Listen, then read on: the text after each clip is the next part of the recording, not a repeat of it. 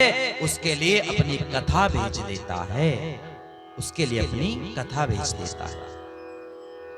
और भगवान ये भी नहीं कहता कि तू दिन रात मेरा भजन कर तब मैं तुझ पर कृपा करूंगा, वैसा भी नहीं कहता। उसको पता है यदि दिन रात मेरा भजन करेगा तो इसने परिवार का पालन पोषण भी करना है।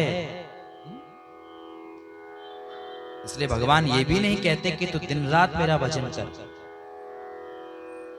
एक बार नारद जी महाराज बैकुंठ चले गए भगवान का दर्शन करने, और भगवान से पूछा, प्रभु आपका इस संसार में सबसे बड़ा भक्त कौन है? और नारद जी प्रश्न खुद ही पूछ रहे हैं और उत्तर भी ये चाहते हैं कि भगवान कहे कि नारद मेरा सबसे बड़ा भक्त है। क्यों? क्योंकि नारद जी को लगा मैं दिन रात भगवान का भजन करता हूँ, श्रीमन नारायण का जाप करता हूँ, तो सबसे बड़ा भक्त तो मैं ही होऊंगा। भगवान ने कहा, नारद एक काम करो, एक कलश दिया, कलश में कहा जल भरकर लाओ। नारद जी जल भरकर लाए। भगवान ने कहा, नारद पृथ्वी की परिक्रमा करके आओ इस कलश को लेकर, लेकिन ध्यान रखना इस कलश में से जल की एक बूंद भी ना गिरे, तब मैं तुम्हें बताता हूं कि मेरा सबसे बड़ा भक्त कौन है। नारद जी ने कलश को उठाया, पृथ्वी की परिक्रमा करी, भगवान के पास आए, कहा प्रभु जैसा आपने कहा था मैंने ठीक वैसे ही किया। भगवान ने कहा, नारद एक बात बताओ, जब तुमने कलश लेकर पृथ्वी की परिक्रमा करी तो क्या इतनी देर में मेरा नाम भी लिया? नारद जी ने कहा, प्रभु मेरा सारा ध्यान तो कलश में था कि जल की कोई बूंद ना गिरे।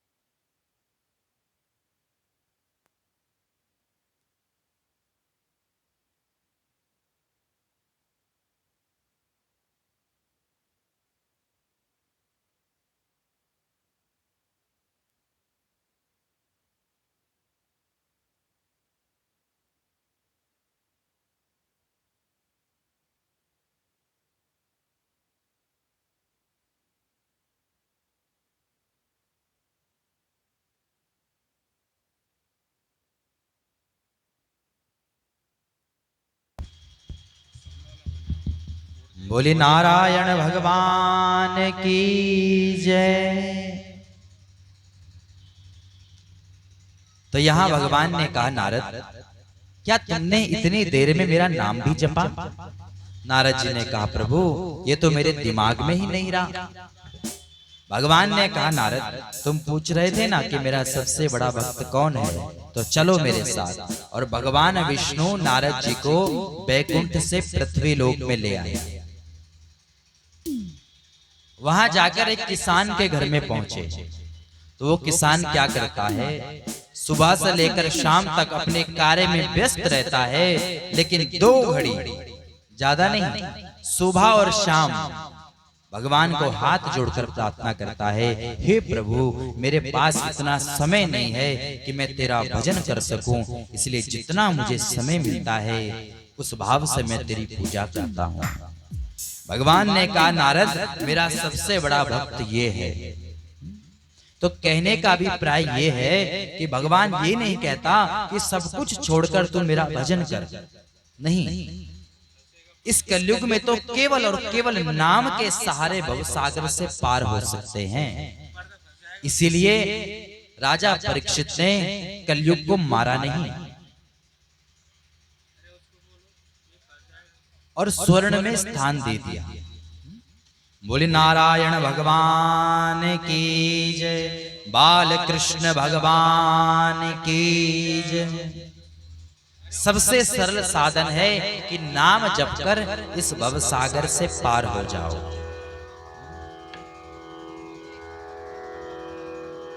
एक सुकंत नाम का राजा था।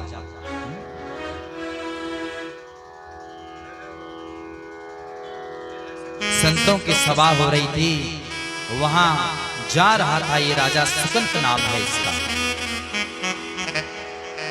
गुरु वशिष्ठ जी सामने मिल गए। वशिष्ठ जी ने कहा, राजा कहां जा रहे हो? बोले महाराज संतों की सभा है तो सोचा वहां जाकर थोड़ा ज्ञान प्राप्त कर लो। गुरु महाराज ने कहा, राजा जा तो रहे हो अच्छी बात है, लेकिन वहां सबको प्रणाम करना, विश्वामित्र जी को प्रणाम मत करना। क्यों महाराज? बोले हमने जितना कहा है केवल इतना करना। सुकंत गया, सबको प्रणाम किया, लेकिन विश्वामित्र जी को प्रणाम नहीं किया। और विश्वामित्र जी को अच्छा नहीं लगा, बड़ी सभा में इसने सबको प्रणाम किया लेकिन मुझे प्रणाम नहीं किया। सीधे गए राम जी के पास। भगवान आए, गुरु महाराज क्या हुआ? बोले राम तुम्हारे राज्य में इतना सब कुछ हो रहा है और तुम्हें पता नहीं, क्या हुआ है गुरु महाराज? बोले सुकंत नाम का एक राजा है, उसने बड़ी सभा में मेरा अपमान किया, सबको प्रणाम किया लेकिन मुझे प्रणाम नहीं किया। राम जी ने कहा, गुरु महाराज यदि ऐसी बात है तो मैं आपके सामने प्रण करता हूं कि वो कल का सूर्योदय नहीं देख पाएगा, मैं कल ही उसे मार डालूंगा। और ये बात जब इस राजा को पता चली, ये तो डर के मारे बेचारा उदास हो गया।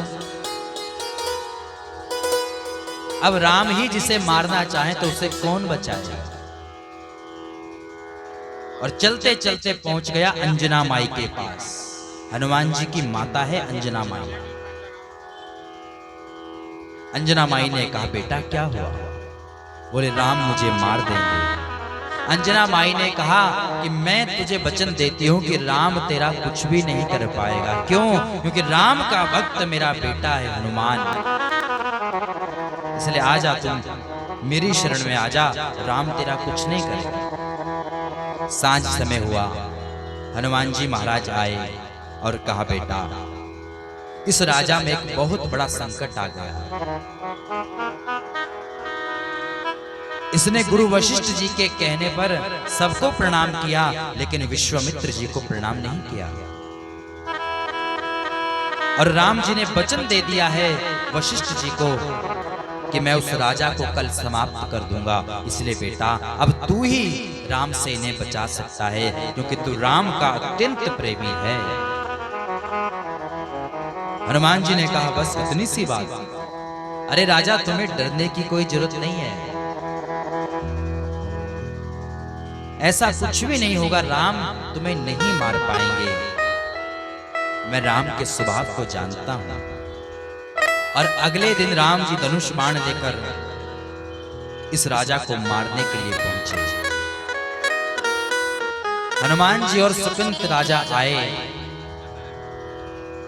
राम ने कहा हनुमान, तुम बीच में मत आना, आज मैं इस राजा को छोड़ूंगा नहीं, इसने मेरे गुरु का अपमान किया है। हनुमान जी ने कहा प्रभु, अरे बड़े बड़ों से गलती हो जाती है, और इस राजा की स्वयं की गलती नहीं है, किसी के कहने पर आ गया था, तब जाकर ये अपराध हो गया, इसे छोड़ दो। राम जी ने कहा लेकिन मैंने तो गुरु महाराज को वचन दे रखा है कि मैं इसे जीवित नहीं छोड़ूंगा। हनुमान जी ने कहा प्रभु, यदि आपने वचन दे रखा है मारने का, तो मैंने भी इसे वचन दे रखा है बचाने का। तो राम जी ने कहा तो ठीक है, हम मारने का प्रयास करेंगे, तुम बचाने का प्रयास करना। हनुमान जी ने कहा सुकंत देखो, बचना चाहते हो तो राम नाम का संकीर्तन करो। राम नाम का पहरा जब तुम्हारे चारों तरफ होगा, तो राम एक बाण क्या 1000 बाण चलाएंगे, तब भी तुम्हारी तरफ नहीं आएगा। और यहाँ राम जी महाराज धनुष से बाण चलाने लगे, और ये सुकंत नाम का राजा राम नाम का संकीर्तन करने लगा। और बाण सुकंत के पास पहुंचते हैं, लेकिन लगने से पहले ही गिर जाते हैं। राम जी ने देखा ये क्या हो रहा है, बाण चला तो रहा हूं लेकिन बाण इस पे लगने ही नहीं। तब हनुमान जी ने कहा प्रभु,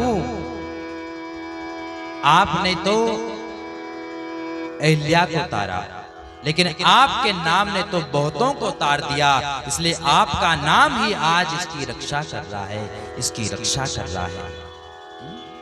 इसलिए राम से बड़ा राम का नाम है। ये नाम की महिमा है, राम की महिमा है। बोले बाल कृष्ण भगवान की, नारायण भगवान की जय। तो यहां कल हम सब लोगों ने दर्शन किया, 88,000 महात्मा लोग सूत जी महाराज के चरणों में बैठे हैं और कहा महाराज हमें ऐसी कोई कथा सुनाइए जिससे भगवान की प्राप्ति सरल में हो जाए। तब सूत जी ने कहा ऋषियों, केवल एक ही साधन है, श्रीमद् भागवत की कथा। कोई साधारण ग्रंथ नहीं है, ये पुराणों का तिलक है, ये श्रीमद् भागवत महापुराण।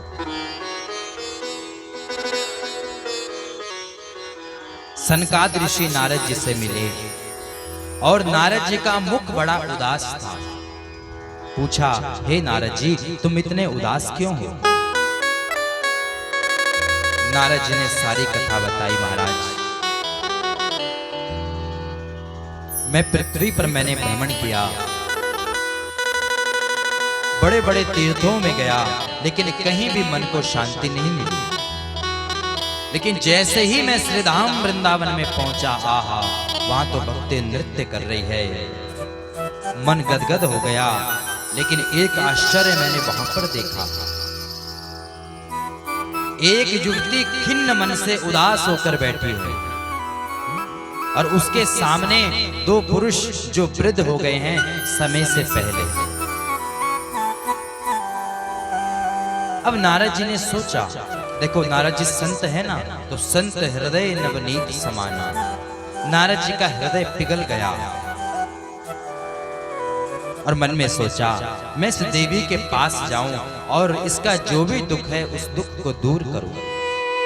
और नारद जी ने जैसे कदम बढ़ाया तो नारद जी उसी समय रुक गए। क्यों रुके? मन में सोचा, यहाँ सब स्त्रियों का समुदाय बैठा है, कोई पुरुष नहीं दिख रहा, और मैं अकेला पुरुष वहां जाकर क्या करूंगा? ना जाने कौन मेरे बारे में क्या क्या बोल दे। इसलिए नारद जी वहां रुक गए। और जैसे ही रुके तो उस देवी ने आवाज लगाई, भोवो साधु क्षणम तिष्ठा मत चिंतामपि नाशया। हे महाराज, कुछ क्षण के लिए रुक जाइए। और आपको देखकर ऐसा लगता है कि मेरा जो कष्ट है उस कष्ट को आप ही दूर कर सकते हैं, क्योंकि आप जैसे संतों के दर्शन बड़े पुण्य से मिलते हैं। और लगता है कि आज मेरा पुण्य उदय हुआ है जो आपके जैसे संत का दर्शन हुआ। नारद जी पास आए, पूछा, देवी कौन हो तुम?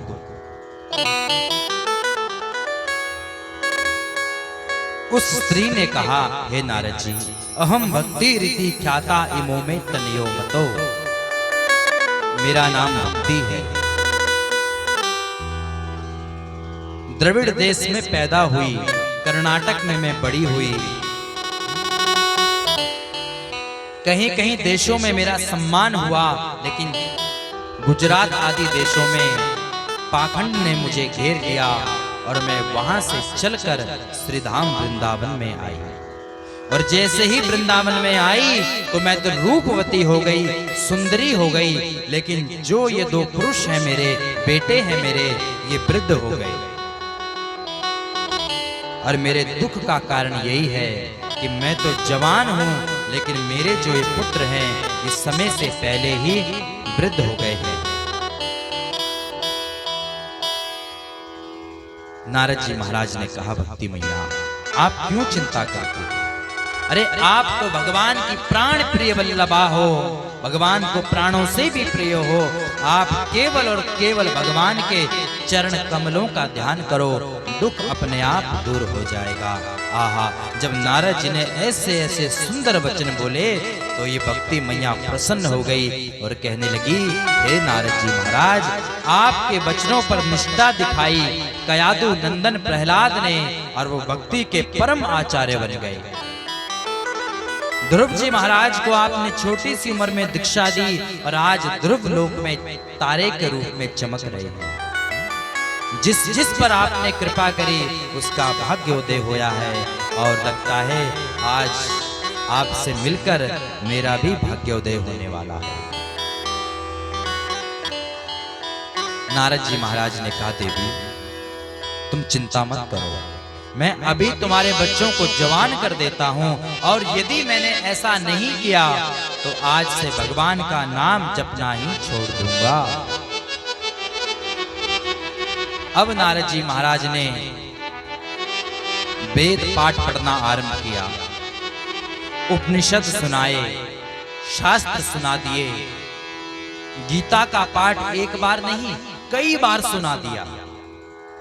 लेकिन ये ज्ञान और वैराग्य जमाई लेकर उठते हैं फिर सो जाते हैं। वेद के मंत्र कानों पर जैसे पढ़ते हैं तो थोड़ा उठते हैं और फिर सो जाते हैं। अब नारद जी तो परेशान हो गए कि मेरे पास जो जितना ज्ञान था वो तो मैंने सुना दिया, उसके बाद भी ये ज्ञान वैराग्य नहीं जाग रहे, अब ऐसा मैं क्या करूं? इतने में आकाशवाणी हुई, हे नारद जी महाराज, ये ऐसे नहीं उठेंगे, इनको उठाने के लिए आपको सत्कर्म करना पड़ेगा, और वो सत्कर्म तुम्हें कोई संत शिरोमणि बताएंगे। अब नारद जी ने सोचा, वो संत मुझे कहां मिलेंगे, और वो सत्कर्म कौन सा होगा जिनसे ज्ञान वैराग्य जागेंगे। अब नारद जी महाराज चले साधु संत महात्माओं के पास, पूछते, महाराज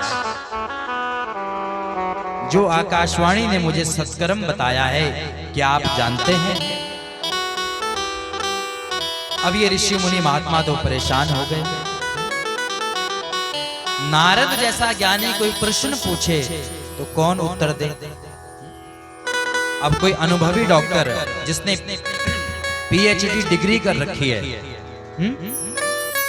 वो यदि कोई प्रश्न पूछे तो छोटे मोटे डॉक्टर जवाब देने में असमर्थ हो जाएंगे,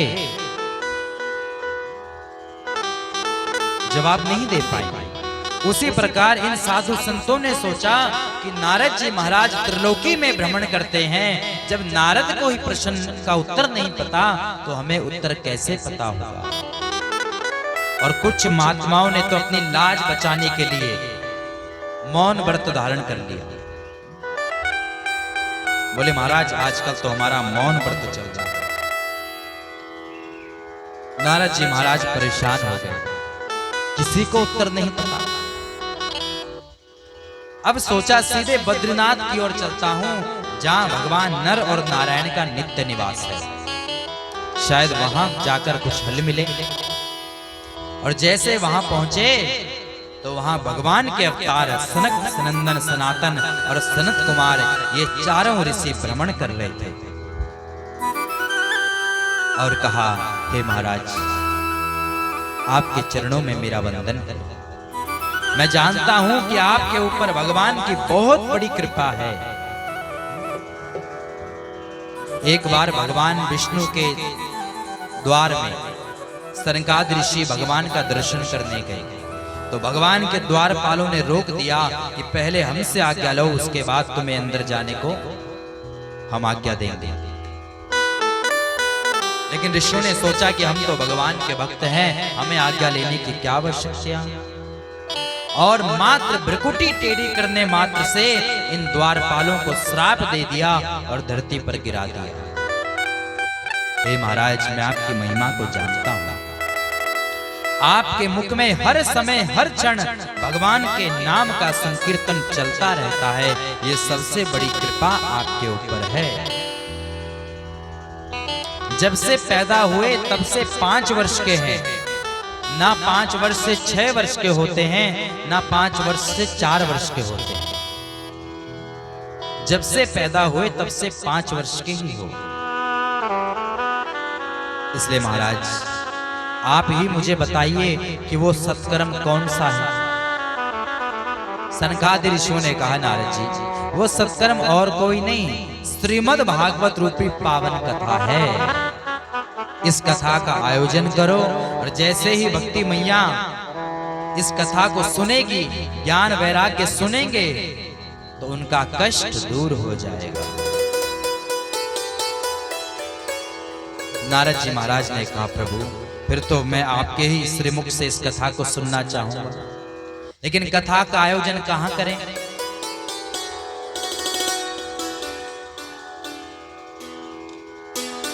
सनकादि ऋषियों ने कहा, नारद जी हमें तो एक ही प्यारी जगह लगती है, हरिद्वार। वहां जाकर इस कथा का आयोजन होगा, और हरिद्वार के गंगा तट नामक स्थान पर रेत की बालू का आसन लगाया, और ये चारों ऋषि वक्ता के रूप में विराजमान है। और जैसे यहाँ साधु संत महात्माओं को पता चला कि श्रीमद् भागवत की कथा आरंभ होने जा रही है, तो सज्जनों माता बहनों बड़े बड़े साधु संत महात्मा लोग कथा सुनने के लिए एकत्रित हो गए। भृगु वशिष्ठ च्यवनश्च गौतमो मेधातिथिर्ल देवल देवरातो रामस्तथा गादी सुतश्च शाकलो मृकंड पुत्रा त्रिजपीपलादा। बड़े बड़े साधु संत महात्मा लोग एकत्रित हो गए, और देखते देखते गंगा के पावन तट में बहुत बड़ी संख्या में भक्त लोग पहुंच गए। नारद जी महाराज ने कहा, प्रभु मैंने तो किसी को निमंत्रण नहीं दिया, लेकिन इतनी भीड़ कैसे हो गई। सनकादि ऋषियों ने कहा, नारद जी ये भागवत की महिमा है। जब लोगों को पता चलता है कि भागवत का आयोजन हो रहा है, तो लोग अपने आप दौड़े चले आते हैं, दौड़े चले आते हैं। सनकादि ऋषियों ने मंगलाचरण किया और भागवत भगवान के जय जयकार करी, और सदा सेव्या श्रीमद् भागवती कथा, इस कथा को हर समय श्रवण करना चाहिए। जितनी बार हो सके उतनी बार श्रवण करो, और इसको श्रवण करते ही भगवान हमारे हृदय में आकर विराजमान हो जाएंगे। और इतना कहते ही यहाँ भक्ति मैया ज्ञान वैराग्य को लेकर पहुंच गई कथा पंडाल में, और नृत्य करती हुई झूम झूम कर भगवान के नाम का संकीर्तन करती हुई प्रवेश कर गई। बोली नारायण भगवान की जय। सब लोग आश्चर्यचकित हो गए, कौन है ये जो इतने प्रेम और भाव से नृत्य कर रही है। तब बताया ये भक्ति मैया है, और जो ज्ञान वैराग्य वृद्ध हो गए थे वो इस कथा को श्रवण करके पुनः जवान हो गए। भक्ति मैया का कष्ट दूर हो गया और नारद जी के चरणों में प्रणाम किया। महाराज, ये सब आपकी ही कृपा है। आप यदि नहीं होते तो आज मेरे जो ये पुत्र हैं ये वृद्ध के वृद्ध रह जाते, लेकिन आपने कृपा करी और मेरे पुत्रों को पुनः जवान कर दिया। यह है भागवत की महिमा। भक्ति मैया ने कहा, हे नारद जी महाराज, अब आप बताइए मैं कहां जाकर विराजमान हो जाऊं। नारद जी ने कहा, भक्ति मैया, यहाँ जितने भी वैष्णव लोग बैठे हैं उन सब के हृदय में आकर आप बैठ जाओ। और जैसे ही भक्ति हमारे हृदय में प्रवेश करती है तो भगवान को बुलाना नहीं पड़ता, भगवान स्वयं दौड़े चले आते हैं, स्वयं दौड़े चले आते हैं। और यहाँ भक्ति मैया के कष्ट को दूर किया। अब नारद जी महाराज ने प्रश्न किया, महाराज इस भागवत की महिमा को तो मैंने प्रत्यक्ष देख लिया, लेकिन क्या इस कथा से कभी किसी पापी का उद्धार भी हुआ है? सनकादिक ऋषि मुस्कुराए और कहा, नारद जी आपने प्रश्न किया कि कैसे कैसे पापी का उद्धार होता है, लेकिन मैं कह रहा हूं जिसने एक बार नहीं, दो बार नहीं, तीन बार नहीं, जीवन भर जिसने पाप ही पाप किया हो, वो यदि एक बार भी श्रीमद् भागवत की कथा को श्रवण कर ले तो उसका भी उद्धार हो जाता है। नारद जी महाराज ने कहा, प्रभु क्या पहले कभी ऐसा हुआ है? सनकादिक ऋषि ने कहा, हाँ नारद जी पहले हुआ है। महाराज वो कथा सुनाइए। सनकादिक ऋषि ने कहा, नारद जी तुंगभद्रा नदी के पावन तट में एक ब्राह्मण रहता था जिसका नाम है आत्मदेव। आत्मदेव नाम का ब्राह्मण रहता था। यह आत्मदेव बहुत ज्ञानी है, बहुत बड़ा पंडित है, धन है, संपत्ति है, यश है, लेकिन दुर्भाग्य से एक पत्नी मिली है। जैसे ये पंडित जी हैं, विद्वान हैं, सरल हैं, उसके विपरीत इनकी पत्नी है। और नाम क्या है? जिसको पता है हाथ खड़ा करो। आत्मदेव की धर्मपत्नी का नाम क्या है? हाँ, नाम है इसका धुंधली।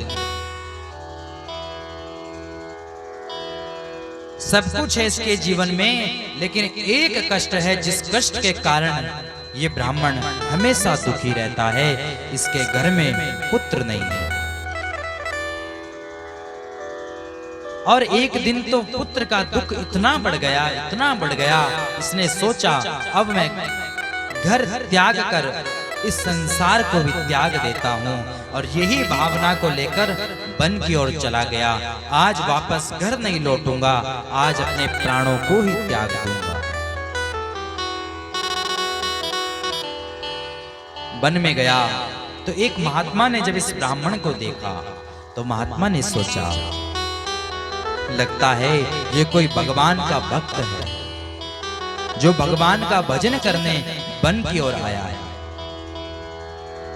ब्राह्मण के पास गए और कहा, ब्राह्मण देवता इस वन में तुम क्या कर रहे हो? आत्मदेव ने कहा, महाराज मेरे पास धन भी है, यश भी है, संपत्ति भी है, वैभव भी है, लेकिन मेरे घर में कोई संतान नहीं है। बस यही दुख मुझे सताए जा रहा है। इसलिए आज जब मैं घर से निकला तो मैं ये सोच कर निकला कि आज मैं अपने प्राणों को ही त्याग दूंगा। संत मन में सोचने लगे, अरे मैंने तो सोचा था ये कोई भगवान का भक्त है जो यहाँ वन में भजन करने आया है, लेकिन ये तो पुत्र की कामना से आया है। और संत ने समझाया, हे ब्राह्मण देवता, तुम क्यों इस बेटा बेटी के चक्कर में पड़ते हो? इस मोह माया को छोड़ दो और भगवान का भजन करो। आत्मदेव ने कहा, महाराज, आप जैसे बैरागी महात्माओं को संतान के सुख के बारे में कैसे पता होगा? घर में जब छोटे छोटे बच्चे तोतली भाषा में पिताजी, माताजी, दादी, दादा इत्यादि बोलते हैं तो मन को बड़ा अच्छा लगता है। संत ने कहा, ब्राह्मण, इस बात की क्या गारंटी है कि पुत्र आ जाएगा और तुम सुखी हो जाओगे? अरे राजा सगर के तो एक नहीं 60,000 पुत्र थे, लेकिन जब मृत्यु हुई तो एक पुत्र भी सामने नहीं था।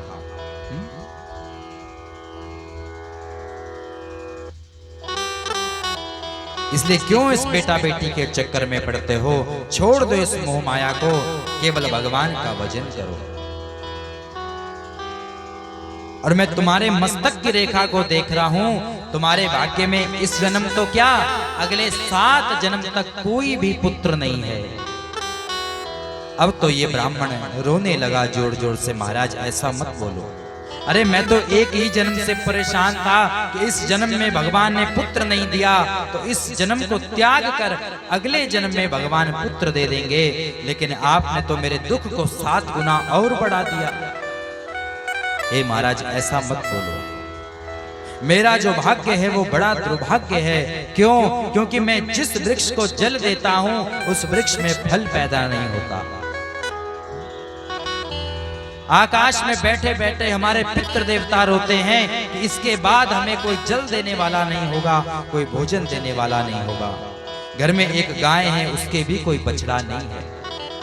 इसलिए महाराज आप कृपा करो और ऐसी कृपा करो, ऐसा आशीर्वाद दो कि मेरे घर में पुत्र आ जाए। और यदि आपने ऐसा नहीं किया तो मैं आपके ही चरणों में अपने प्राणों को त्याग दूंगा। अब संत महात्मा सोचने लगे, यदि इसने ऐसा किया तो दुनिया वाले लोग कहेंगे, अरे ये ब्राह्मण संतों के पास गया और संत ने इसकी समस्या का समाधान नहीं किया और इसने संत के चरणों के आगे अपने प्राणों को त्याग दिया। ऐसे संतों की बदनामी होगी। उसी समय महात्मा ने जल अभिमंत्रित किया, मंत्रोच्चारण किया और मंत्रोच्चारण करते ही भगवान की कृपा से फल को प्रकट किया और कहा, ब्राह्मण ये फल मैं तुम्हें दे रहा हूं। तुम्हारे भाग्य में कोई संतान नहीं थी, लेकिन मैंने अपने तपोबल से ये फल को प्रकट किया है और इस फल को ले जाकर अपनी पत्नी को खिला देना, तुम्हारे घर में संतान अवश्य होगी। ये ब्राह्मण तो बहुत प्रसन्न हो गया, अपने घर में गया, अपनी पत्नी से कहा, देवी इस फल को नहा धोकर पूजा पाठ करके तब इस फल को खाना, और इस फल को खाने से 9 महीने बाद हमारे घर में संतान पैदा हो जाए। अब इसका नाम तो है धुंधली, सीधा तो सोचती नहीं, उल्टा ही सोचती। परेशान हो गई कि ना जाने मेरा पति किस महात्मा से कौन सा जादू टोना करके ले आया, और ये फल मैंने अगर खा लिया तो मुझे पता नहीं क्या हो जाएगा। तब तक इसकी पड़ोस की सहेली आ गई और कहा, बहन आज मेरे पतिदेव एक संत के यहाँ से प्रसाद लाए हैं और कह रहे हैं कि ये फल को खा ले, हमारे घर में संतान होगी। तो तू बता कि कभी कोई फल खाने से संतान होती है? उसने कहा, बहन देखा और सुना तो मैंने भी नहीं, पर क्या पता किसी संत का ही आशीर्वाद हो, सच्चे संत का आशीर्वाद होगा तो तुम्हारे घर में अवश्य संतान होगी। इसने कहा, यदि मैंने फल को खा लिया तो मैं गर्भवती हो जाऊंगी, और यदि कल के दिन मुझे दौड़ना पड़े तो मैं दौड़ नहीं पाऊंगी। इसने कहा, तुझे कौन सी बड़ी रेस में हिस्सा लेना है? तुझे कहां दौड़ लगानी है? अरे बोले, कल के दिन भूकंप आ गया, बाढ़ आ गई, गांव में आग लग जाएगी तो सब लोग भागेंगे, लेकिन मैं नहीं भाग पाऊंगी। देखो उल्टा सोच रही कि नहीं सोच रही।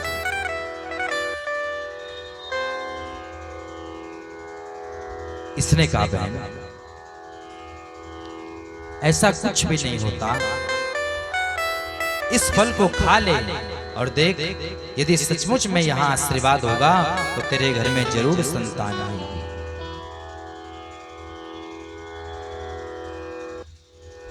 अब ये तो बेचारी परेशान हो गई कि इस फल का मैं क्या करूं। इतने में इसकी बहन आ गई। अब इसकी बहन जो थी, इसके पास संतान तो थी, लेकिन इसके घर में धन नहीं था, धन से बहुत गरीब थी। इसने जब धुंधली ने ये बात अपनी बहन को बताई कि बहन ये पतिदेव मेरे कहीं से फल लेकर आए हैं और मुझे कह रहे हैं ये फल खाने से संतान होगी, तो ये फल मैं नहीं खाना चाहती। इसकी बहन ने कहा देख, यदि तू फल नहीं खाना चाहती तो तेरे घर में एक गाय है, उस गाय के भी बहुत समय से कोई बछड़ा नहीं हुआ, इसलिए इस फल को गाय को खिला दे। और मैं गर्भवती हूँ, 9 महीने बाद जब मेरा गर्भ आएगा तो वो मैं गर्भ तुम्हें दे दूंगी।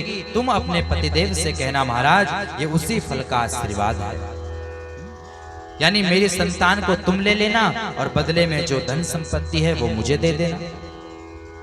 ये बात इसको अच्छी लगी, ठीक है। ब्राह्मण देवता ने पूछा देवी क्या तुमने फल को खाया?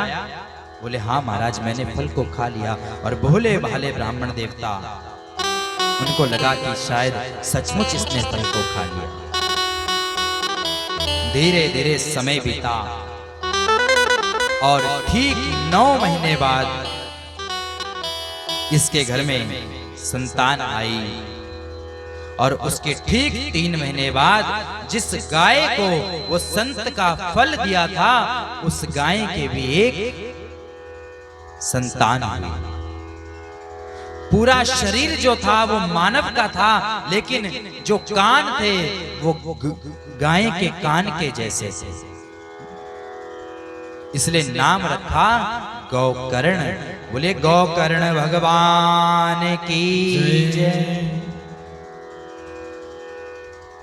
अब यहाँ जब 9 महीने बाद संतान हुई तो इसकी बहन ने वो संतान धुंधली को दे दी।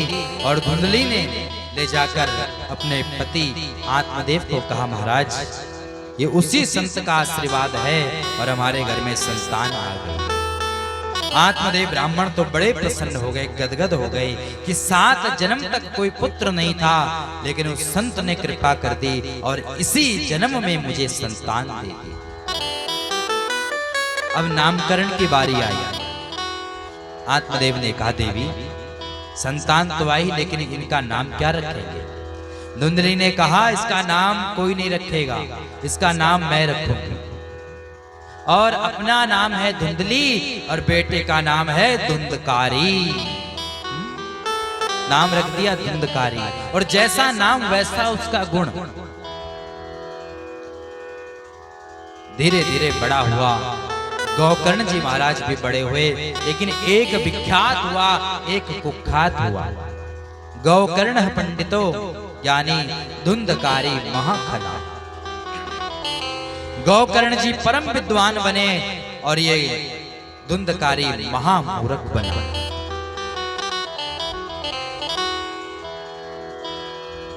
रोज कोई ना कोई उपद्रव कर देता है, कभी बच्चों का सर फोड़ देता है, कभी चोरी कर देता है, कभी किसी को गाली देता है, कभी किसी को मारकर आता है।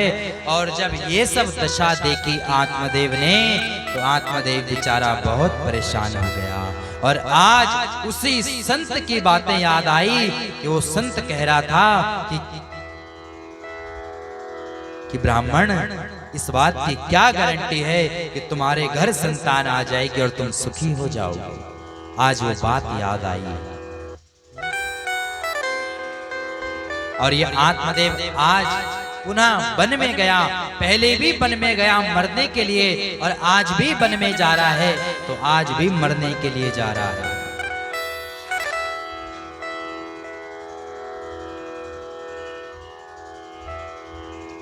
यहाँ पिताजी तो वन में गए, और यहाँ वन में जब गए तो गौकर्ण जी महाराज मिले। गौकर्ण जी महाराज ने कहा, पिताजी आप इस वन में क्या कर रहे हैं? आत्मदेव ने कहा, बेटा मैं संसार की मोह माया को त्याग कर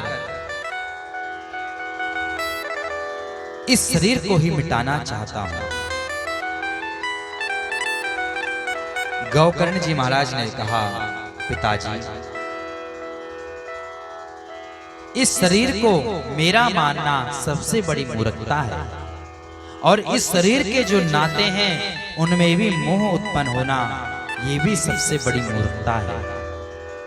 इसलिए पिताजी, देहे स्थिमान श्रुतिरे विमतिम त्यजत्वम जाया सुतादिषु सदा ममताम विमुंच पश्या निशम जगदिदम क्षणभंग निष्ठम वैराग्य राग रसिको भवभक्ति निष्ठः धर्मम भजस्व सततम त्यजलोक धर्मान सेवस्व साधु पुरुषान जहि काम तृष्णाम। हे पिताजी, देहे स्थिमान श्रुतिरे विमतिम त्यजत्वम, इस शरीर को मेरा मानना सबसे बड़ी मूर्खता है। ये शरीर हमारा नहीं है। क्षितिजल पावक गगन शरीरा पंच रचित यह अदम शरीरा। अगर ये शरीर हमारा होता तो हम जब इस संसार से अपने प्राणों को त्यागते हैं तो ये त्यागते ही हमारे साथ चले जाता। अगर हमारा होता तो हमारे साथ चले जाता, लेकिन हमारा नहीं है, इसलिए शरीर यहीं रहता है और हमारे प्राण चले जाते हैं। हे पिताजी, संसार की वासनाओं से हृदय को हटा लो और इस हृदय को भगवान के चरणों में लगा लो। धर्मम भजस्व सततम त्यजलोक धर्मान। हे पिताजी, केवल धर्म को भजो, बाकी सब चीज का त्याग कर दो। यदि परम धर्म को पाने के लिए लोक धर्म को भी त्यागना पड़े तो उसको भी त्याग दो। ये लोक धर्म क्या है? हम अपने माता पिता की सेवा कर रहे हैं तो ये लोक धर्म है। दूसरी ओर यदि लोक धर्म को त्याग कर भगवान की शरण में चले जाते हैं तो ये परम धर्म हो जाता है। मानस का एक बहुत सुंदर प्रसंग है। जब राम जी महाराज पता लगा है कि मां ने मुझे वनवास दिया है तो राम और सीता जी वन जाने की तैयारी कर रहे हैं। लक्ष्मण जी को जब पता लगा तो लक्ष्मण जी राम जी के चरणों में गिर गए। हे प्रभु, मुझे भी अपने साथ ले जाइए। आपके बिना अकेला मैं इस अयोध्या में क्या करूंगा, इसलिए आप मुझे अपने साथ ले जाइए। राम ने कहा, लक्ष्मण, यदि तुझे आज्ञा लेनी है तो पहले अपने माता पिता से आज्ञा ले। यदि वो तुझे जाने की आज्ञा दें तब मैं तुम्हें अपने साथ ले जाऊंगा। लेकिन लक्ष्मण जी ने कहा, राम, मैं ना माँ को जानता हूँ ना पिता को जानता हूँ, मैं तो केवल आपको ही सब कुछ मानता हूँ, आपको ही सब कुछ मानता हूँ। तो लक्ष्मण जी महाराज ने लोक धर्म का त्याग करके परम धर्म को अपनाया। और यही बात भगवान श्री कृष्ण ने गीता में अर्जुन को कही। हे अर्जुन, सर्वधर्मान परित्यज्य मामेकम शरणम व्रजा। सारे धर्मों को त्याग कर तू मेरी शरण में आ जा। सब धर्म को छोड़ दे और तू मेरी शरण में आ जा। इसलिए हे पिताजी, इस संसार से आसक्ति को छोड़ दो। आसक्ति यदि करनी है तो भगवान के चरणों से करो, जिस आसक्ति करने से हमारा उद्धार हो जाएगा। ये शरीर तो एक धर्मशाला है। जैसे आप लोग होटल में जाते हैं, होटल आपने बुक किया, जब तक आपने होटल को बुक किया है तब तक ही वो होटल आपका है। और जैसे ही वो होटल का किराया समाप्त हुआ तो इतने में होटल का मालिक आ जाएगा कि भैया, आपका जितने दिन का यहाँ किराया दिया था वो समाप्त हुआ, अब यहाँ से चले जाइए। अब आप सोचो कि हम वहीं बैठे रहे तो ऐसा हो सकता है? नहीं होगा। एक न एक दिन आपको वो होटल को छोड़कर जाना पड़ेगा। उसी प्रकार ये संसार है, इस संसार में इस शरीर को अपना मानना सबसे बड़ी मूर्खता है। एक दिन हमने इस शरीर को त्याग कर चले जाना है।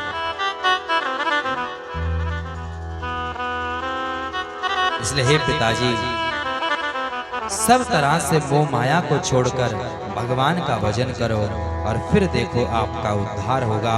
और आज आत्मदेव को गौकर्ण की एक एक बात अच्छी लग रही है। आत्मदेव सोचने लगा, आहा, यदि काश मेरा ये बेटा होता तो मेरा तो उद्धार हो जाता। और सज्जनों, माता बहनों, यदि ये फल धुंधली ने खाया होता तो उसके घर में गौकर्ण जी महाराज का प्रागट्य होता, प्रागट्य होता।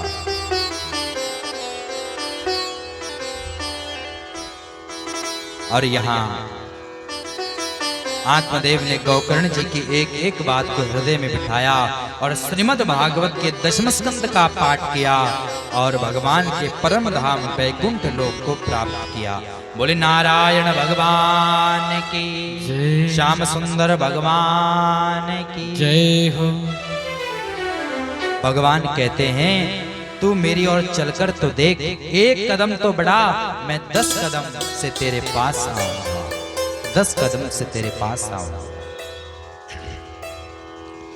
ओ बस एक बार आजा, ओ बस एक बार आजा, श्री राम की शरण में बस एक बार आजा, श्री राम के शरण में बस एक बार आजा, श्री राम की शरण में बस एक बार आजा, श्री राम की शरण में बस एक बार आजा, श्री राम की शरण में बस एक बार आजा, श्री राम की शरण में श्री राम की शरण में, प्रभु राम की शरण में, श्री राम की शरण में, प्रभु राम की शरण में श्री राम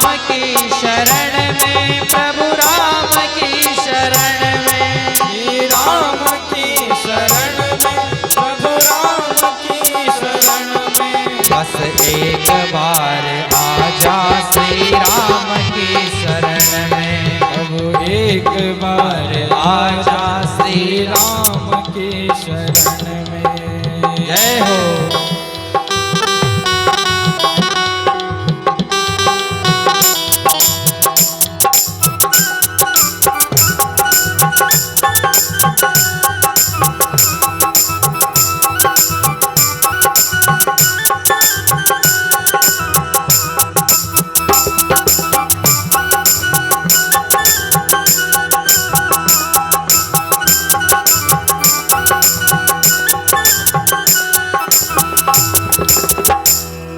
राम की छवि को बसा ले अपने मन में, तू राम की छवि को बसा ले अपने मन में, तू राम की छवि को बसा ले अपने मन में, तू राम की छवि को बसा ले अपने मन में, सर अपना आज रख दे श्री राम की शरण में, सर अपना आज रख ले श्री राम की शरण में, सर अपना आज रख ले श्री राम की शरण में, सर आज अपना रख ले श्री राम की शरण में, सर आज अपना रख ले श्री राम की शरण में, सर आज अपना रख ले श्री राम की शरण में, सर्वस्व कर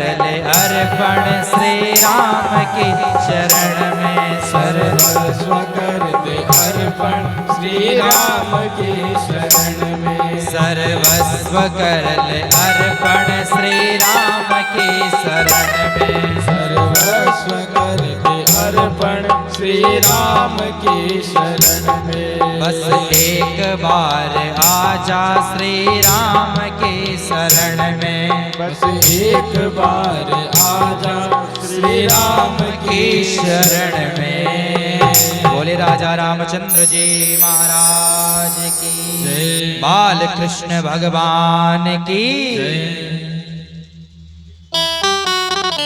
और यहाँ आत्मदेव जी ने अपने प्राणों को त्यागा और भगवान के परम धाम बैकुंठ को प्राप्त कर लिया। यहाँ जब गौकर्ण जी को पता लगा कि पिताजी ने अपने शरीर को त्याग दिया तो गया जी में चले गए श्राद्ध करने।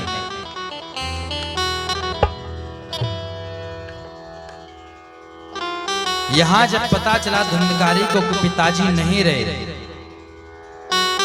तब तो उसे खुली छूट मिल गई। अब जो मन कर रहा है वही करने जा रहा है, क्योंकि घर में कोई रोकने टोकने वाला तो है नहीं। एक माँ है, उसकी ये सुनता नहीं।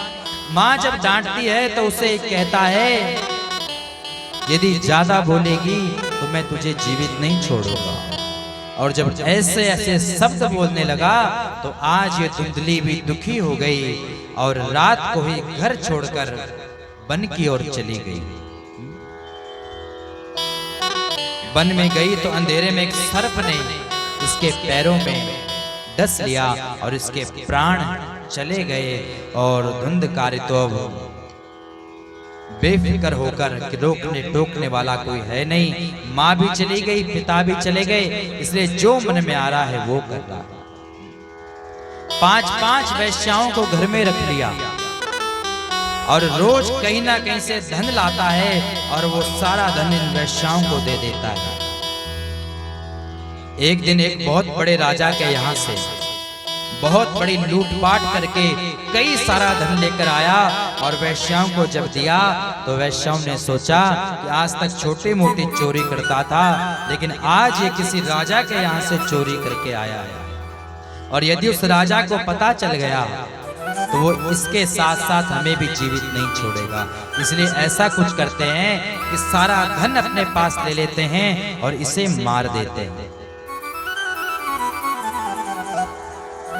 सज्जनों, माता बहनों, ये धुंधकारी जो अपने थे उनका साथ तो दिया नहीं, लेकिन ये 5-5 वैश्याओं को घर में लाया और उनके लिए धन एकत्रित करने लगा और इन्हीं वैश्याओं ने इस धुंधकारी को मार डाला।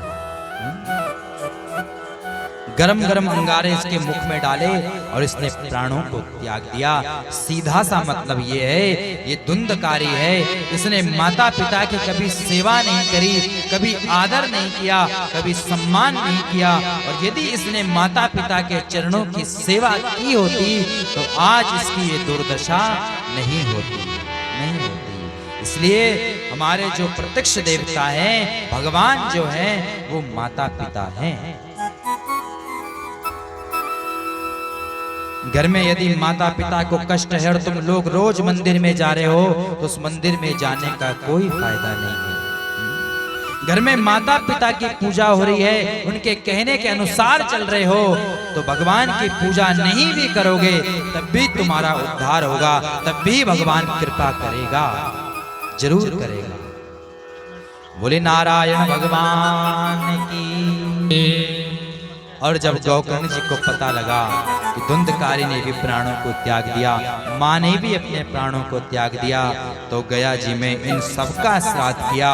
और श्राद्ध करके वापस जब लौटे हैं तो सांझ समय गौकर्ण जी के घर के बाहर से अजीब अजीब आवाजें आ रही है, रोने की। गौकर्ण जी ने द्वार खोला तो शरीर नहीं दिख रहा, आवाजें आ रही है, शरीर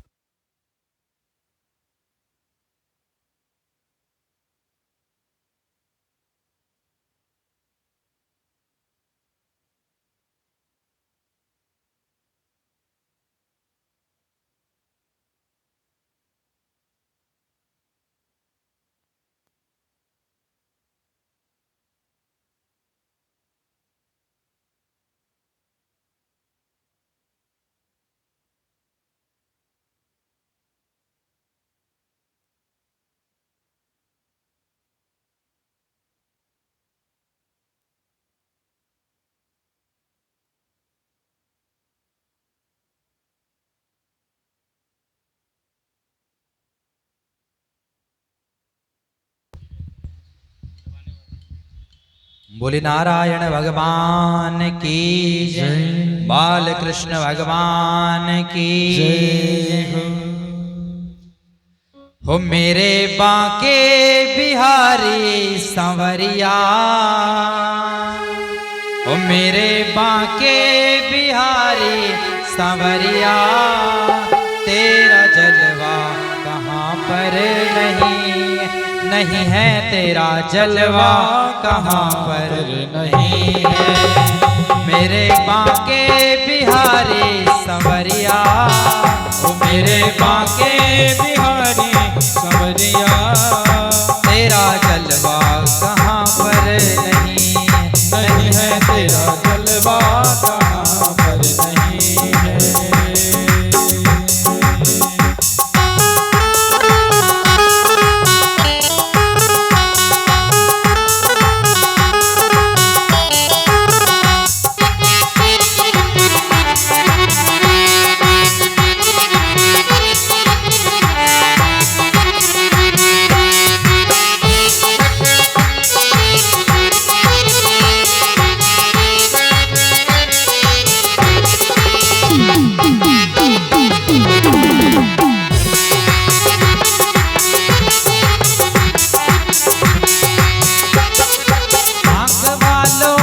तुमको है देखा, आँख वालों ने तुमको है देखा, आँख वालों ने तुमको है देखा, वो आँख वालों ने तुमको है देखा, कान वालों ने तुमको सुना है, वो कान वालों ने तुमको सुना है। तेरा दर्शन उसी को हुआ है, तेरा दर्शन उसी को हुआ है, जिनके आँखों में पर्दा नहीं है, नहीं है जिनकी आँखों में पर्दा नहीं है। मेरे बांके बिहारी सांवरिया, ओ मेरे बांके बिहारी सांवरिया, तेरा जलवा कहाँ पर नहीं है, नहीं है, तेरा जलवा कहाँ पर नहीं है। जय हो दोनों हाथ खड़े करते हुए।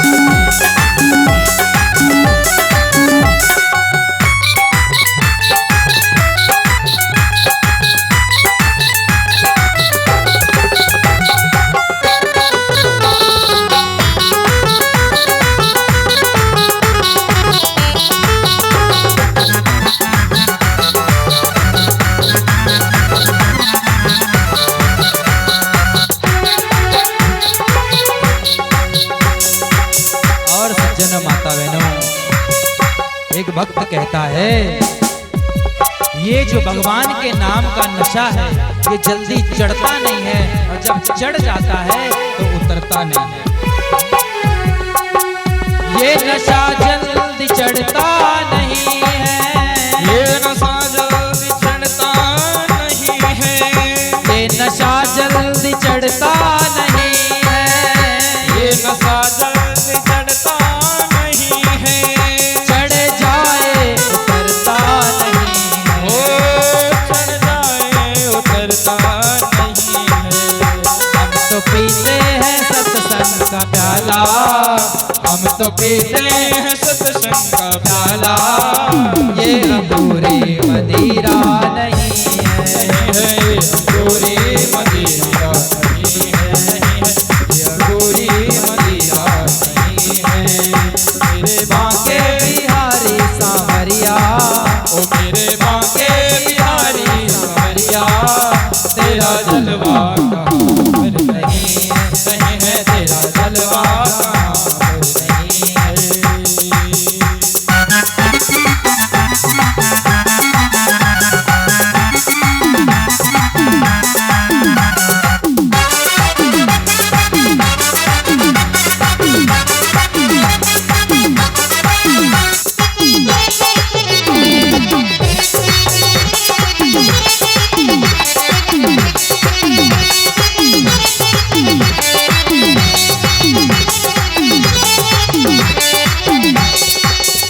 लोग पीते हैं पी पी के गिरते, लोग पीते हैं पी पी के गिरते, लोग पीते हैं पी पी के गिरते, लोग पीते हैं पी पी के गिरते, हम भी पीते हैं गिरते नहीं ओ है, हम भी पीते हैं गिरते नहीं है, हम भी पीते हैं गिरते नहीं है।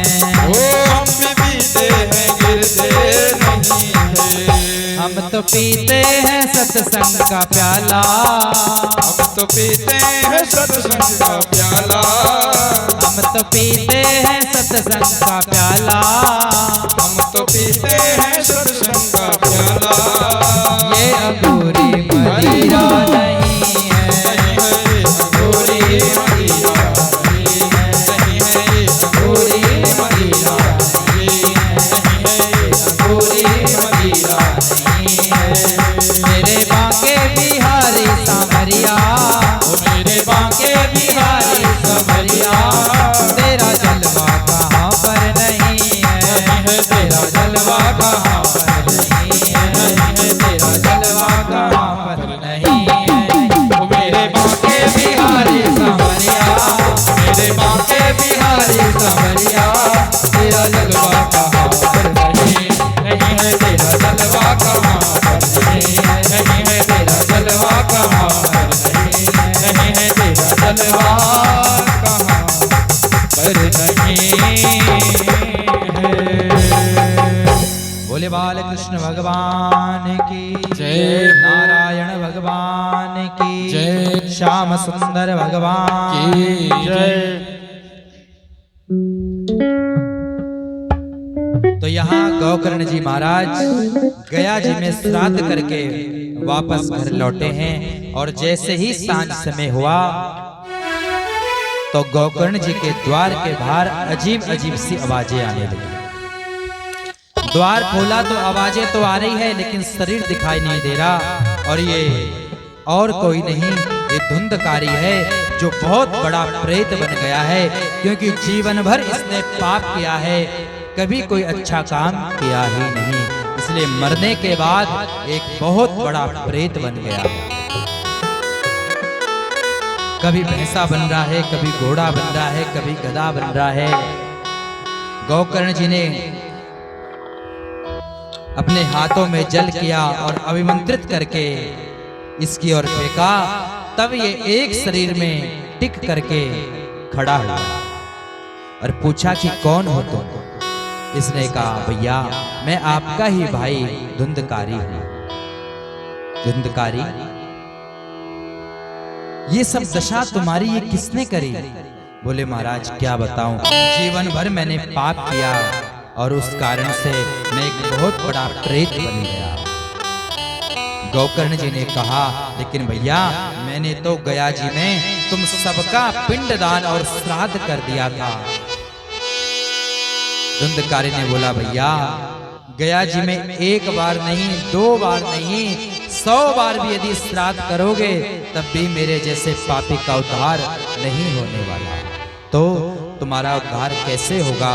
धुंधकारी ने कहा, भैया इसी बात का उत्तर लेने तो मैं आपके पास आया हूँ। अब आप ही कुछ ऐसा कीजिए जिससे मेरा उद्धार हो। गौकर्ण जी ने कहा, भैया ऐसा करो, अभी तुम चले जाओ, प्रातः काल में कहीं ना कहीं से कोई समाधान अवश्य निकालूंगा जिससे तुम्हारा उद्धार होगा।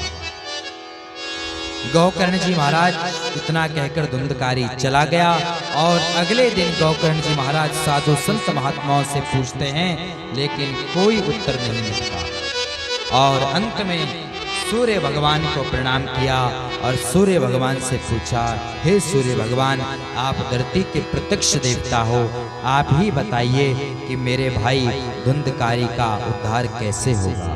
तो गौकर्ण जी ने कहा, सूर्य भगवान ने गौकर्ण जी से कहा, गौकर्ण जी श्रीमद् भागवतान मुक्ति सप्ताह वाचनम कुरु, श्रीमद् भागवत कथा का आयोजन करो, और जैसे ही वो प्रेत इस भागवत की भागीरथी में गोता लगाएगा तो वो प्रेत योनि से मुक्त हो जाएगा। गौकर्ण जी महाराज ने भागवत कथा का आयोजन किया, व्यासपीठ पर स्वयं विराजमान हुए और देखते देखते बहुत बड़ी संख्या में श्रोता लोग एकत्रित हो गए और वहां सब श्रोता लोग भागवत की कथा को सुनने के लिए सब लोग आए हुए हैं। लेकिन ये धुंधकारी जब आया तो इसने बैठने का बहुत प्रयास किया, लेकिन ये कथा में बैठ नहीं पाया, क्योंकि शरीर तो कोई था नहीं और वायु रूप होने के कारण ये किसी एक स्थान पर टिककर बैठ नहीं पा रहा था। तो वहीं कथा के मध्य एक 7 गांठ वाला बांस का डंडा था जिसमें 7 गांठें थी। उस बांस के भीतर ही प्रवेश कर गया। पहले दिन की कथा को सुना तो इस बांस की पहली गांठ टूटी, दूसरे दिन की कथा को सुना तो दूसरी गांठ टूटी, और तीसरे दिन, चौथे दिन, 5वें से करते करते 7वें दिन इसने कथा को सुना और बांस की जो 7 गांठें थी वो टूट गई। और कथा विराम होते ही ये धुंधकारी जो प्रेत बन रखा था, लेकिन भगवान की कथा को सुनकर ये एक दिव्य पुरुष बनकर प्रकट हो गया। और इस प्रेत ने भागवत भगवान की स्तुति करी और कहा, धन्य भागवती वार्ता प्रेत पीड़ा विनाशिनी। अरे धन्य है ये भागवत की कथा जिसने मुझ जैसे प्रेत का भी उद्धार कर दिया। और स्वयं भगवान के पार्षद इस प्रेत को लेने आए और भगवान के परम धाम वैकुंठ को ले गए। बोले नारायण भगवान की जय। तो ये भागवत की महिमा है। धुंधकारी जैसा पापी मरने के बाद जिसने भगवान की कथा को सुना, उसको लेने के लिए भगवान के पार्षद आए। यही इस भागवत कथा की महिमा है। अब जब धुंधकारी को जब ले गए तो अन्य जब लोग बैठे थे, इन्होंने पूछा कि भैया कथा तो हम सबने सुनी, तो अकेले विमान धुंधकारी के लिए क्यों आया? तब भगवान के पार्षदों ने कहा कि कथा सुनने तो बैठे थे, लेकिन जैसे कथा धुंधकारी ने सुनी उस भाव से तुमने नहीं सुनी। आप कथा में आओ, अच्छी बात है, कथा में बैठ जाओ, उससे भी बड़ी अच्छी बात है, लेकिन कथा पर बैठ जाए तब तो बात बने। कुछ लोग कथा में आ भी जाते हैं, बैठ भी जाते हैं, लेकिन कथा उन पर नहीं बैठती।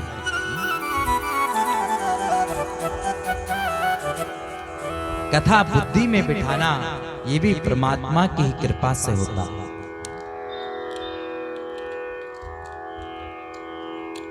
और अब गौकर्ण जी महाराज ने पुनः आषाढ़ मास में इस कथा का आयोजन किया। अब की बार सबको सचेत कर दिया कि मनन पूर्वक श्रवण करना, और कथा के विराम में विमान आएंगे और हम सब मिलकर भगवान के धाम को जाएंगे। कथा आरंभ हुई, सब लोग सचेत हो गए, एक भाव से एक मन से कथा को श्रवण करने लगे। और 7वें दिन विमान आया और गौकर्ण जी महाराज को लेने स्वयं भगवान धरती पर आए और जितने भी श्रोता समुदाय बैठे थे उन सबको विमान में बैठाकर भगवान के बैकुंठ परम धाम को ले गए। बोले नारायण भगवान की जय। बाल कृष्ण भगवान की जय। यहाँ सूत जी महाराज सौनकाद ऋषियों को कथा सुना रहे। सौनकाद ऋषियों ने कहा, महाराज हमने प्रत्यक्ष इस भागवत की महिमा को देखा, आपने श्रवण कराया, भक्ति मैया के कष्टों को दूर किया और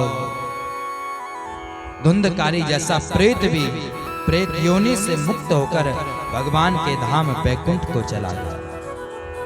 अब आपसे एक प्रश्न करना चाहते हैं कि इस कथा का आयोजन कैसे किया जाता है, क्या क्या व्यवस्थाएं करनी पड़ती है, कितना खर्चा आता है, और ये सब प्रश्न यहाँ सूत जी महाराज से सौनकाद ऋषि पूछ रहे हैं।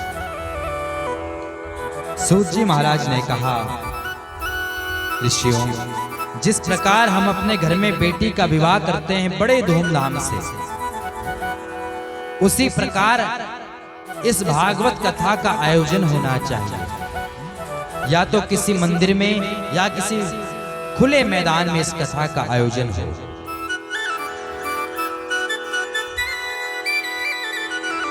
और व्यासपीठ पर जिस वक्ता को बैठाएं वो विरक्त हो और वैष्णव हो, जो दृष्टांत देने में कुशल हो, ऐसे वक्ता को व्यासपीठ पर बिठाया जाए और सुखदेव समझकर उस व्यास का पूजन करें। कम से कम 5 ब्राह्मणों को भागवत में बिठाएं, जो भगवान के 12 अक्षर मंत्र का जाप करे, ओम नमो भगवते वासुदेवाय।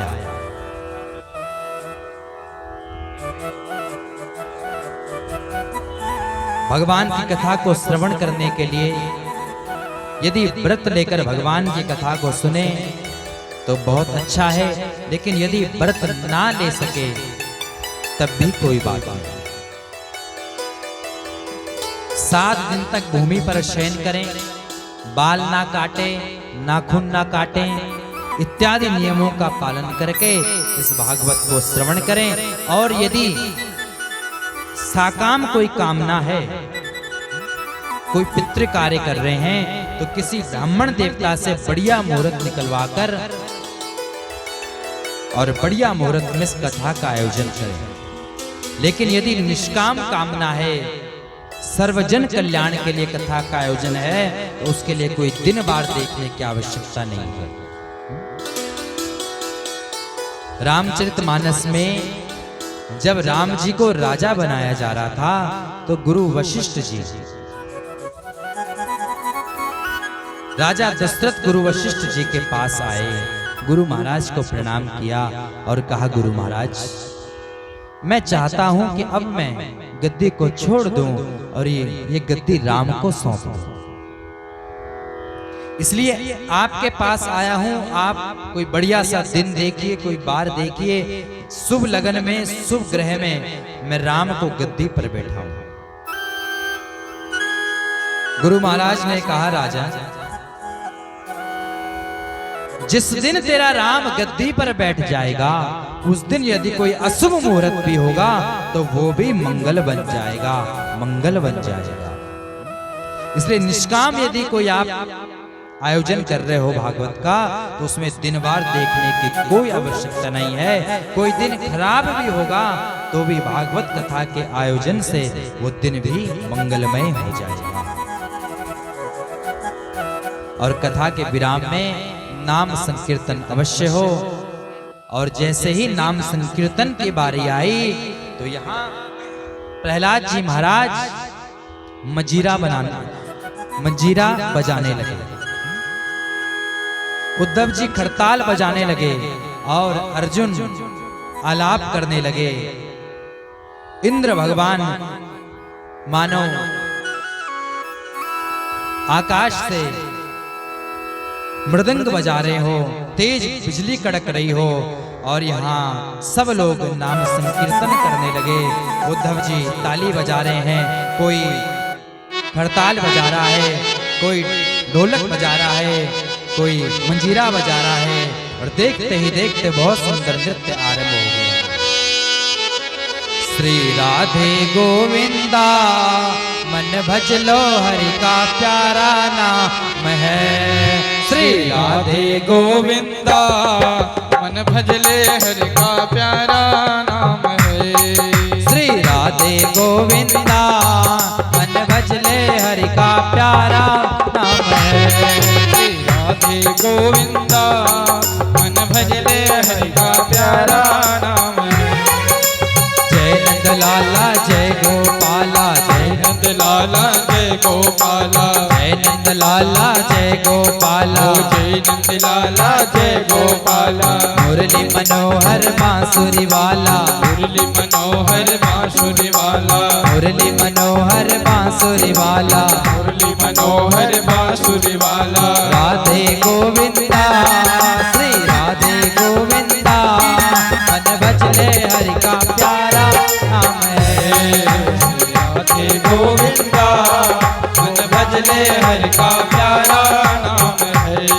गोपाला हरि का प्यारा नाम है। लाला हरि का प्यारा नाम है। गोपाला हरि का प्यारा नाम है। लाला हरि का प्यारा श्री राधे गोविंदा मन भजले हरि का प्यारा नाम है।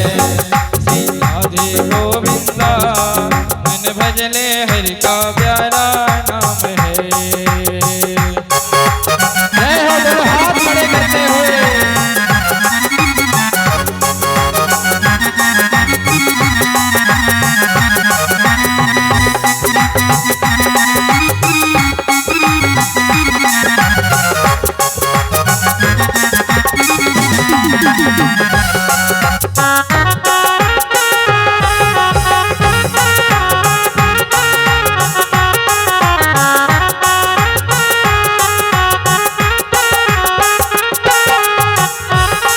श्री राधे गोविंदा मन भजले हरि का प्यारा नाम है। श्री राधे गोविंदा मन भजले हरि का प्यारा नाम है। श्री राधे गोविंदा मन भजले हरि का प्यारा नाम है। श्री राधे गोविंदा मन भजले हरि का प्यारा नाम है। गोपाला हरि का प्यारा नाम है। लाला हरि का प्यारा नाम है। गोपाला हरि का प्यारा नाम है। लाला हरि का प्यारा नाम है। श्री राधे गोविंदा मन भजले हरि का प्यारा नाम है। राधे गोविंदा मन भजले हरि का प्यारा नाम है। भजले हरि का प्यारा नाम है। भजले हरि का प्यारा नाम है। और यहाँ नाम संकीर्तन हुआ, मंगलमय गायन हुआ। सुखदेव जी महाराज आए और साक्षात भगवान धरती पर प्रकट हुए। बोले नारायण भगवान की जय। अब यहाँ श्रीमद् भागवत के प्रथम स्कंद को आरंभ कर रहे हैं। जन्मादस्य तोऽन्व्यादित्रतश्चार्थेषु विद्यास्वराट् तेने ब्रह्महृदयादि कवये मोहयन्ते यत् सूरया तेजो वारिमृदांग यथा विनिमयो यत्र त्रिसर्गो मृषा दाम्ना स्वेन सदा निरस्तकुहकं सत्यं परं धीमहि सत्यं परं धीमहि। इस श्लोक में भगवान को सत्य कहकर प्रणाम किया। कृष्णम परम धीमहि नहीं, देवीम परम धीमहि नहीं, रामम परम धीमहि नहीं, सत्यम परम धीमहि। सत्य भगवान को प्रणाम करके इस श्लोक को प्रणाम किया। और सज्जनों माता बहनों, यहाँ सूत जी कहते हैं इस भागवत का अधिकारी कौन है? जिसके हृदय से मात्सर्य निकल गया वो इस भागवत कथा का अधिकारी है। और मात्सर्य और मच्छर में ज्यादा अंतर नहीं है। मच्छर हमें बाहर से काटता है और मात्सर्य भीतर से काटता है। ये मात्सर्य क्या है? हमारे पास एक गाड़ी है लेकिन पड़ोसी ने देखते देखते 2 गाड़ी ले ली, ये ईर्ष्या उत्पन्न हो गई और यही मात्सर्य है। और जब हमारे भीतर से ईर्ष्या समाप्त हो जाएगी तब हम इस भागवत कथा के अधिकारी बन जाएंगे। निर्मत्सर होकर भगवान की कथा को श्रवण करो, तब ही भगवान कृपा करेंगे, तब ही कृपा करेंगे। निगम कल्प तरोर गलितम फलम शुक मुखाद मितद्र दर्भ संयुतम पिबत भागवतम रसमालयम मोहरौ रसिका भुवि भावुका।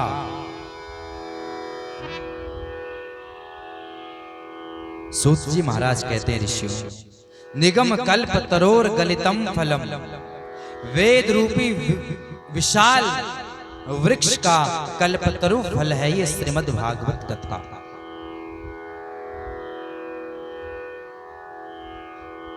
और ये फल कोई खट्टा फल नहीं है, मीठा फल है।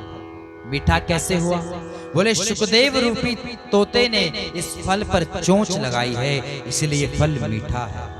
और जिस फल में तोता चोंच मार दे वो फल अवश्य मीठा होता है, अवश्य मीठा होता है। तो इस भागवत रूपी फल में सुखदेव रूपी तोते ने गाया है इस भागवत को, इसलिए ग्रंथ बहुत मीठा है। वेद की उच्च शाखा से टपक कर धरती पर गिरा है और बड़ा पका हुआ फल है ये। इसके अंदर ना गुठली है ना छिलका है। किसी ने प्रश्न किया, महाराज आप कह रहे हैं कि वृक्ष की उच्च शाखा से टपक कर नीचे धरती पर गिरा है और पका हुआ फल है, तो अवश्य धरती पर गिरते ही फूट गया होगा, टूट गया होगा। आप सोचो, चौथी मंजिल से आप किसी फल को, पके हुए फल को चौथी मंजिल से नीचे जमीन पर गिरो तो वो तो अवश्य फूटेगा, अवश्य टूटेगा। लेकिन चौथी मंजिल पर भी आप खड़े हैं, तीसरी मंजिल पर भी कोई खड़ा है, दूसरी में भी कोई खड़ा है और पहली में भी कोई खड़ा है। तो चौथी मंजिल वाले ने वो फल तीसरी मंजिल वाले को दिया, तीसरे वाले ने पकड़ा तो दूसरे